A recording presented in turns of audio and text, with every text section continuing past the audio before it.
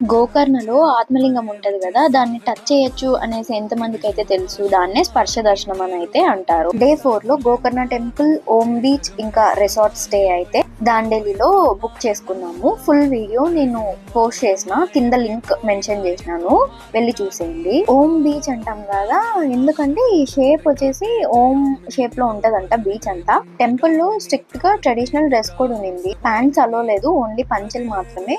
Temple నుండి direct గా beach కి అయితే వచ్చేసినాం. డే 4 థీమ్ వచ్చేసి బీచ్ లో పంచెలతో అన్నమాట. ఈ రిసార్ట్ మేము ఒక ప్యాకేజ్ తో అయితే బుక్ చేసుకున్నాము.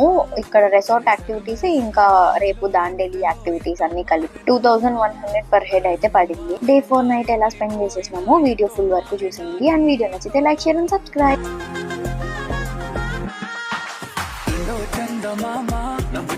కొంచెం మందవమ్మ ఒప్పులకుమ్మ తరించింద జన్మ నమ్మతుకుమ్మ తప్పెం లేదులేమ్మా పెట్టే వీడవమ్మ నవ్వుచి బొమ్మ గట్టే దాటవమ్మ కాల గుమ్మ పట్టే వీడనమ్మ